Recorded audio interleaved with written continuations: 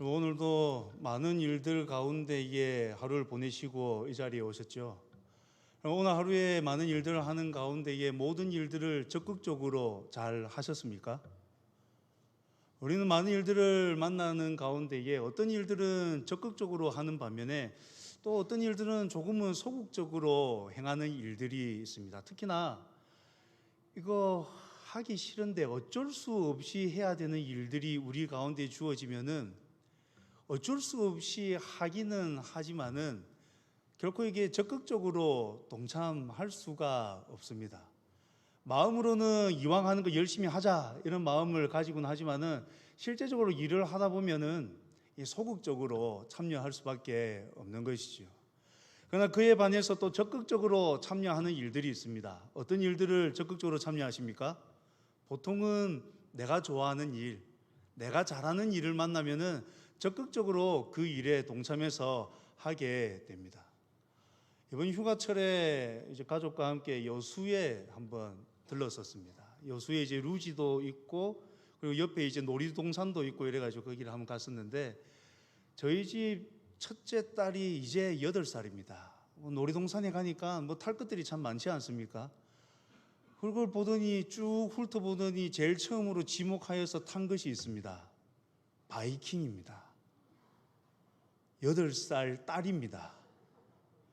바이킹을 처음 타자고 하는데 제 마음속에 약간 이거 가능할까라는 생각이 좀 들었습니다. 제가 싫어하는 것이 몇 가지가 있는데 그 중에 하나가 제 스스로 컨트롤할 수 없는 것을 좀 싫어합니다. 그래서 놀이동산에서 이런 놀이기구 타는 것을 무서워하는 게 아니라, 절대 무서워하는 게 아닙니다. 무서워하는 것이 아니라 제가 제어할 수 없는 그 상황이 되는 것을 싫어합니다. 그래서 아이와 함께 아이가 타자고 하니까 어쩔 수 없이 타긴 탔죠. 어디에 탔겠습니까? 제일 가운데 탔습니다. 아이도 뭐 처음이라는 그런 것도 있고 하니까 제일 가운데 탔지요. 제가 싫어하니까 소극적으로 이제 딱 가운데 앉게 되는 겁니다. 근데 그 아이는 어떻게 됐을까요? 가운데 앉는 게 좀 시시했나 봅니다. 한 번을 끝나지 않고 무려 2번이나 더 탔습니다. 마지막에는 제일 뒷자리에 혼자 앉아가지고 신나게 즐겼습니다.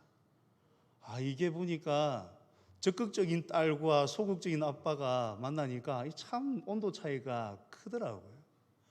많은 일들을 하는 데 있어서 좀 내가 잘하고 좋아하는 일들은 적극적으로 동참이 됩니다만은 싫어하고 하기 싫고 어쩔 수 없이 해야 되는 일을 만나면은 이게 소극적으로 변할 수밖에 없습니다. 그러나 여러분, 우리 가운데 어쩔 수 없는 일들이 있는 반면에 또 마땅히 해야 되는 일도 있지요. 여러분들이 마땅히 하기를 좋아하고 원하는 것은 무엇입니까? 오늘 본문에 보시면은 바울이 등장하는데 바울에게도 좋아하고 마땅히 하고 싶어 하는 일이 하나가 있었습니다. 그것이 무엇이었냐면은 바로 복음을 전하는 것이었습니다. 우리하고는 조금 다른 것 같죠? 우리는 내 개인적인 일을 하는 것을 즐겨 하는데 바울은 조금 달랐습니다. 오늘 말씀 16절 보면 이렇게 이야기합니다. 내가 복음을 전할지라도 자랑할 것이 없음은 내가 부득불할 일임이라. 여기서 바울이 내가 부득불할 일입니다 라고 이야기를 하니까 이것이 마치 부정적인 것처럼 보입니다. 앞서 이야기 드렸던 것처럼 어쩔 수 없이 해야 되는 일처럼 이 말의 뉘앙스가 그렇게 느껴집니다. 그러나 여기서 말하는 부득불할 일입니다 라는 말은 어쩔 수 없이 한다라는 의미가 결코 아닙니다. 여기서 부득불이라고 표현하는 것은 바울이 당연히 해야 되는 일, 필연적으로 해야 되는 일을 나타내기 위해서 이 말을 쓰고 있는 것입니다.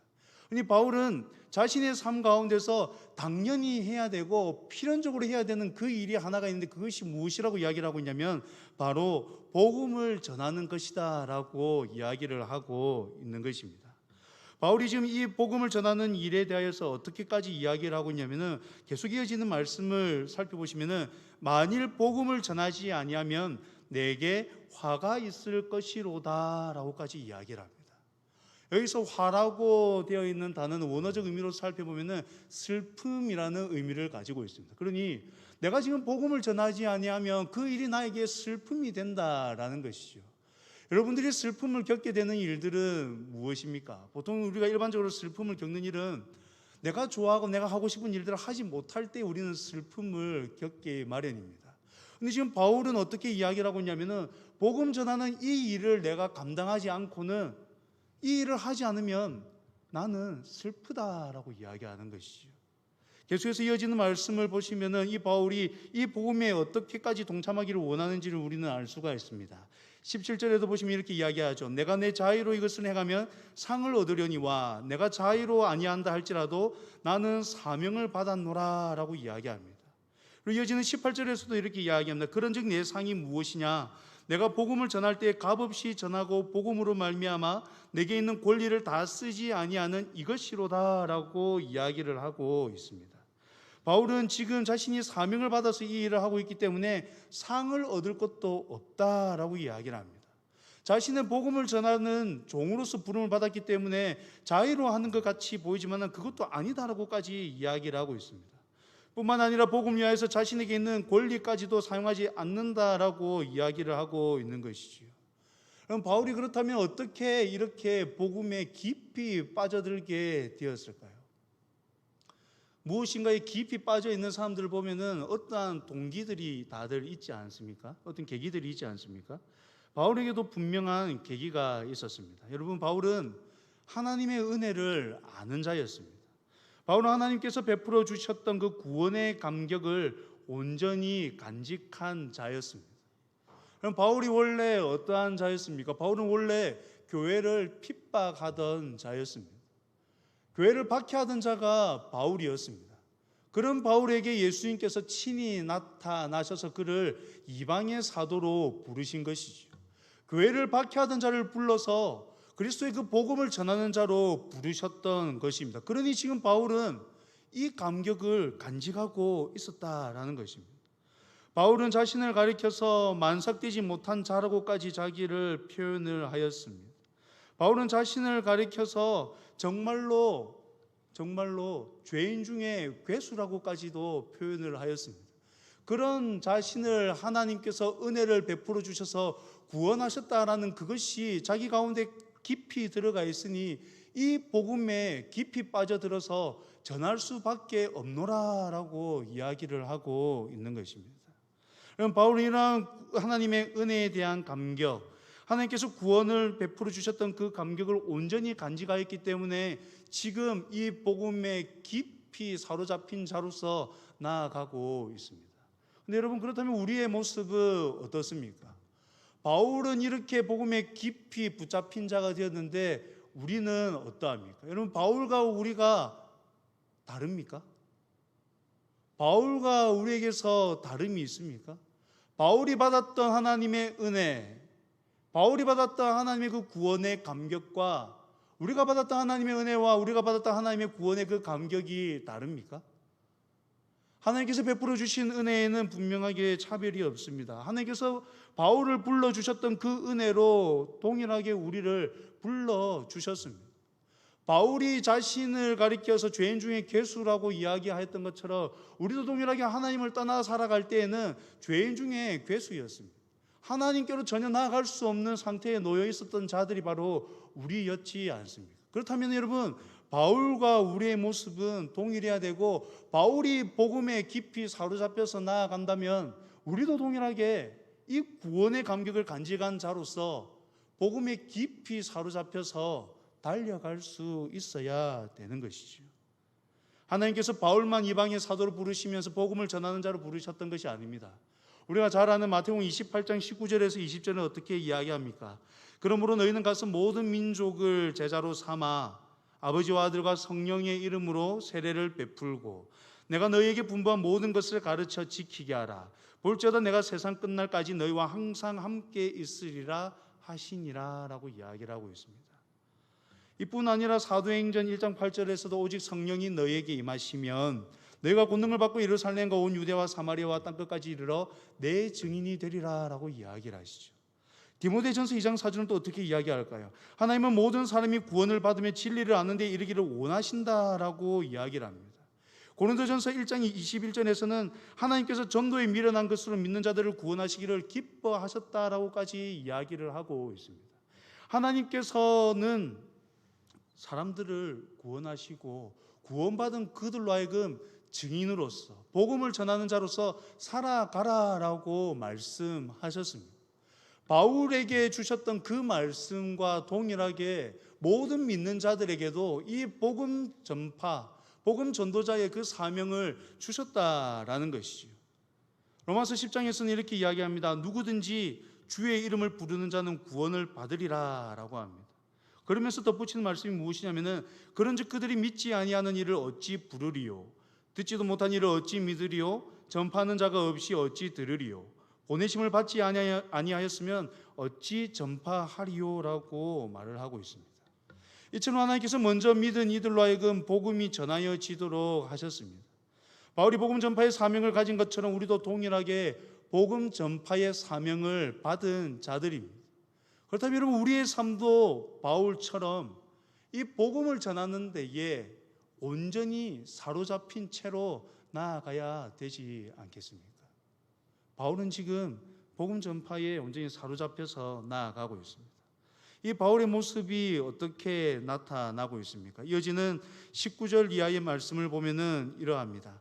내가 모든 사람에게서 자유로우나 스스로 모든 사람에게 종이 된 것은 더 많은 사람을 얻고자 함이라. 그럼 바울은 지금 뭐라고 이야기합니까? 내가 모든 사람에게서 자유롭지만은 스스로 모든 사람에게 종이 되었다라고 이야기를 하고 있습니다. 갈라디아서 5장 1절은 이렇게 이야기합니다. 그리스도께서 우리를 자유롭게 하려고 자유를 주셨으니. 하나님께서는 우리를 자유롭게 하려고 자유를 주셨습니다. 그러나 지금 바울은 무엇이라고 이야기를 합니까? 자유를 받았지만은 스스로 모든 사람에게 종이 되었노라 라고 이야기를 합니다. 이렇게 종이 된 삶으로 나가는 이유가 무엇입니까? 바로 더 많은 사람을 얻기 위함입니다. 그럼 바울의 삶의 목적, 바울의 삶의 방향성은 바로 여기에 맞춰져 있습니다. 더 많은 사람을 얻고자 한다라는 것이죠. 하나님께서 자유자로 불러서 자유를 주셨는데 이 자유를 사용하지 않는 이유가 어디에 있느냐? 더 많은 사람을 얻기 위함이다라는 것이죠. 이것을 20절에서부터 22절에서는 구체적으로 이렇게 좀 더 풀어서 설명을 합니다. 유대인들에게 내가 유대인과 같이 된 것은 유대인들을 얻고자 하며, 율법 아래에 있는 자들에게는 내가 율법 아래에 있지 아니하나 율법 아래에 있는 자같이 된 것은 율법 아래에 있는 자들을 얻고자 하며, 율법 없는 자에게는 내가 하나님께는 율법 없는 자가 아니요 도리어 그리스도의 율법 아래에 있는 자이나 율법 없는 자와 같이 된 것은 율법 없는 자들을 얻고자 함이라. 약한 자들에게 내가 약한 자와 같이 된 것은 약한 자들을 얻고자 함이요 라고 이야기합니다. 유대인들에게 유대인과 같이 된 이유, 율법 아래에 있는 자들에게 율법 아래에 있는 자와 같이 된 이유, 율법 없는 자에게 율법 없는 자와 같이 되고 약한 자들에게 약한 자와 같이 된 이유가 어디에 있다라고 이야기를 합니까? 20절에서 22절까지 해서 공통적으로 등장하는 말이 있지 않습니까? 얻고자 함이요.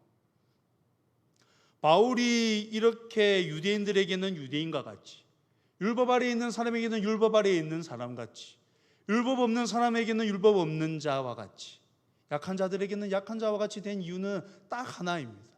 그들을 얻기 위함입니다. 바울의 관심이 오로지 여기에 맞춰져 있는 것입니다. 그럼 바울은 어떠한 사람입니까? 바울은 대단한 사람이었습니다. 예수님 믿기 이전에 바울의 모습을 기록하고 있는 빌립보서의 말씀을 보십시오. 그는 참으로 대단한 사람이었습니다. 그는 로마 사람이었습니다. 그는 많은 것을 배웠던 사람입니다. 그랬던 그가 지금 예수 그리스도를 믿고 난 이후에 자신이 가졌던 모든 것들을 배설물로 여기면서 지금 어떠한 모습으로 나아가고 있습니까? 모든 사람에게 자신을 맞추어 가고 있습니다. 자신을 이렇게 맞추는 이유가 어디에 있습니까? 딱 하나입니다. 그들을 얻기 위함입니다. 바울의 관심은 다른 데 있지 않습니다. 다른 사람의 시선, 다른 사람들의 말, 이런 것에 있는 것이 아니라 딱 하나입니다. 그들을 얻고자 함입니다. 어떻게 하면 이 사람들을 구원으로 인도할 수 있을까? 어떻게 하면 자신이 누린 이 복음의 감격을 그들도 누리게 할 수 있을까에 오롯이 초점이 맞춰져 있는 것이죠. 그러니 모든 사람에게 자신을 비워서 맞추어 나가는 것입니다. 여러분, 이 바울의 모습 마치 예수님의 모습과 같지 않습니까? 그럼 예수님은 어떠한 분이셨습니까? 하나님이시지 않습니까? 하나님이신 예수님께서 육신을 입고 이 땅에 오셨습니다. 예수 그리스도의 낮아지심이죠. 예수 그리스도의 낮아지심은 참 놀라운 일입니다. 여러분, 무한하신 하나님께서 유한한 인간의 몸을 입고 오셨습니다. 모든 것을 하실 수 있는 분이 제약이 있는 육신을 입고 이 땅 가운데에 오셨습니다. 근데 이 땅에 오신 예수님께서 그냥 그렇게 살아가신 것이 아니라 심지어는 십자가에 달려 죽기까지 하셨습니다. 그러면 이 예수님의 낮아지심이 얼마나 대단합니까? 근데 예수님께서 왜 이렇게 낮아지셨습니까? 왜 예수님께서 십자가에 달려 돌아가셨습니까? 우리를 구원하기 위해서이지 않습니까? 예수님의 사역 가운데에도 이러한 모습들이 많이 등장합니다. 예수님께서는 바리새인들과 서기관들 사람들로부터 죄인들과 함께 먹고 마신다는 말을 듣기도 하였습니다. 우리가 잘 아는 삭개오를 만나는 장면도 한번 생각해 보십시오. 예수님께서 삭개오를 만나서 그 집에 들어가셨습니다. 그때에 사람들이 수군거리면서 무슨 말을 했냐면은 저가 죄인의 집에 유하러 들어갔도다라고 이야기를 했습니다. 그런데 예수님께서 자신이 삭개오의 집에 들어갈 때에 사람들이 이렇게 이야기할 거라는 것을 모르셨겠습니까? 분명히 아셨겠지요. 그럼에도 불구하고 예수님께서는 그들의 말을 신경 쓰지 않습니다. 그들의 반응을 전혀 신경 쓰지 않습니다. 왜일까요? 이어지는 말씀을 보면은 예수님께서 어떻게 이야기하시냐면은 오늘 구원이 이 집에 이르렀으니 이 사람도 아브라함의 자손이미로다라고 말씀하십니다. 예수님께서 그들의 말을 신경 쓰지 아니하고 그들의 시선을 신경 쓰지 아니하시고 삭개오의 집에 들어가셨던 이유가 무엇입니까? 그곳에 구원이 임하기 때문이죠. 그를 구원하기 위함인 것입니다. 예수님께서도 이 땅에 오셔서 그렇게 살아가셨습니다. 그렇다면 예수님을 따라 살아가야 하는 우리의 삶의 모습도 당연히 예수님과 같이 낮아져서 어떻게 하면은 이들을 복음으로 인도할 수 있을까를 생각하고 어떻게 하면 이들을 좀 더 구원으로 인도할 수 있을까를 생각하고 그렇게 살아가야 되지 않겠습니까? 그럼 복음을 전하는 자세가 바로 이러해야 합니다. 우리의 복음을 전하는 자세는 나의 기준으로 행하는 것이 아니라 복음을 듣는 이들의 기준에서 행해야 하는 것입니다. 이미 우리가 복음을 들었기 때문에 그 복음으로 인하여서 너무 높은 기준을 가지고 그들에게 다가가서는 안 되는 것이죠.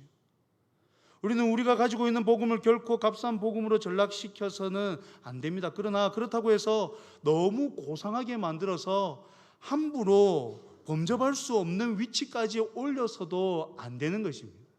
여러분, 우리가 어디에서 구원받았는지, 우리가 어떻게 복음을 듣게 되었는지를 생각해 보면 우리가 결코 그러한 자세를 취할 수 없다는 것을 알 수가 있습니다. 앞서 말씀드렸던 것처럼 우리도 죄인이었습니다.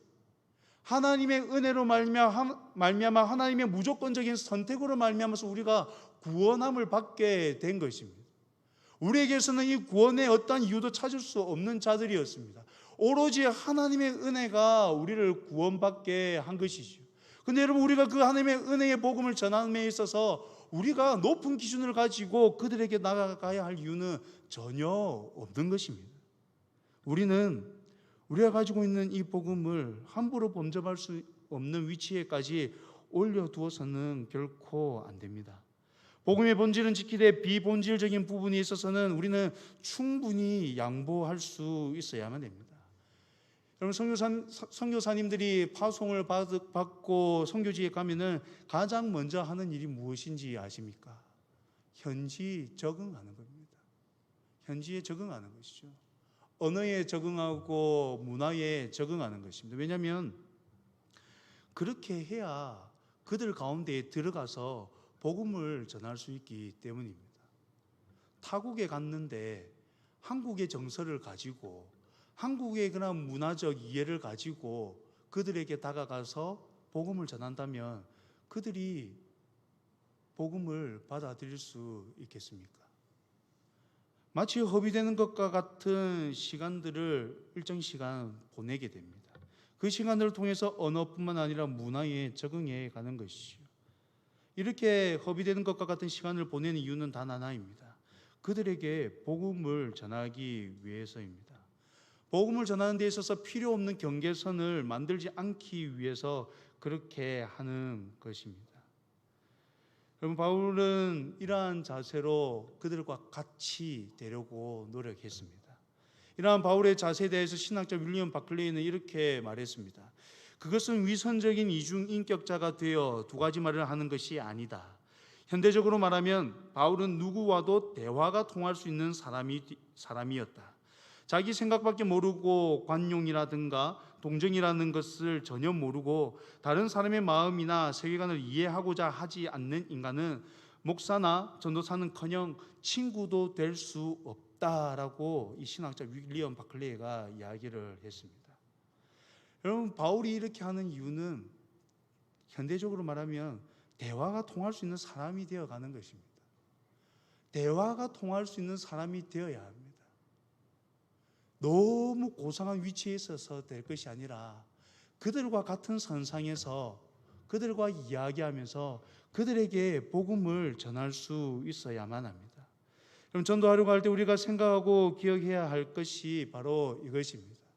내가 어디에서 구원을 받았는가 하는 것이죠. 내가 어떠한 자세로 그들에게 다가가야 하는가 하는 것입니다. 그들과 같은 선상에 있을 때에 그들은 우리의 말을 듣게 될 것입니다. 그들과 동일한 사고를 가지고 그들에게 나아갈 때 그들이 비로소 우리의 말에 귀를 기울이게 될 것입니다.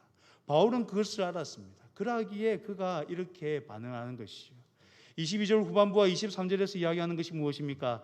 내가 여러 사람에게 여러 모습이 된 것은 아무쪼록 몇 사람이라도 구원하고자 함이니 내가 복음을 위하여 모든 것을 행함은 복음에 참여하고자 함이라. 그럼 바울의 이러한 삶의 목적 이유는 딱 하나입니다. 복음을 위하여입니다. 편하게 살기 위해서 그들에 맞춰주는 것이 아니라 복음을 위하여입니다. 복음에 참여하는 자가 되기 위하여서 지금 이러한 삶을 택한 것입니다. 앞서 말씀드렸던 것처럼 바울은 대단한 사람이었습니다. 그럼에도 불구하고 이렇게까지 행동하는 이유는 딱 하나, 복음을 위해서입니다. 여러분, 복음을 위해서 이제까지 어떠한 일들을 해 오셨습니까? 복음을 위하여서 어디까지 해 보셨습니까? 여러분, 복음을 전하여야 하는 우리의 모습에는 여러분 부담감들이 참 많이 있습니다. 복음을 전해야 한다라는 것은 알지만은 막상 복음을 전하려고 하면 우리에게는 이 거부 반응이 있습니다. 왜 거부 반응이 있습니까? 거절당하였던 그러한 경험들이 있기 때문이죠. 거절당하였던 그 기억들이 트라우마로 남아서 복음을 전하여야 한다라는 것은 아는데 쉽게 다가가지 못하게 합니다. 쉽게 나가지 못하게 합니다. 그러나 여러분, 바울의 모습을 기억하십시오. 바울은 복음을 위하여서 다 내려놓았습니다. 바울은 복음을 위하여서 모든 것을 내려놓았습니다. 한 사람이라도 얻을 수만 있다면 자신은 모든 사람에게 여러 모습으로 다가가겠다라는 것이죠. 여러분, 이번 주일에 VIP 초청잔치 발대식을 하였습니다. 이제 우리는 6주가량 이제 이 복음을 위하여서 달려갈 것입니다. 여러분, 이 복음을 위해서 달려가는 우리의 마음 가운데에 이 바울의 자세를 좀 마음 깊이 새겼으면 좋겠습니다. 예전에 우리의 모습도 좀 살폈으면 좋겠습니다. 여러분, 우리 어디까지 해보셨습니까? 바울처럼 해보셨습니까? 바울까지 해보셨습니까? 부담감은 있는데 이 부담감 때문에 발목 잡혀서 차마 더 이상 하지 못하고 그대로 주저앉아 버렸지 않습니까? 이전에는. 그러나 이제는 달라져야 합니다. 이제는 하나님께서 우리를 구원하셨던 그 복음의 감격에 온전히 사로잡혀서 바울처럼 달려가야 합니다. 바울처럼 더 같아지고 더 낮아져서 그들과 동일선상에서 복음을 전할 수 있어야 됩니다. 바라기는 우리 모두 하늘샘교회 성도님들이 이때에 더욱 이 복음을 전하는 일에 열심을 낼 수 있으면 좋겠습니다. 하나님께서 우리에게 주신 사명이 그것입니다. 하나님께서 모든 구원받은 자들에게 주신 그 사명이 이것입니다. 이 일에 온전히 동참함으로 말미암아 하나님께 영광을 올려드리고 하나님의 기쁨이 되시는 우리 모든 성도님들이 되시기를 간절히 소망합니다.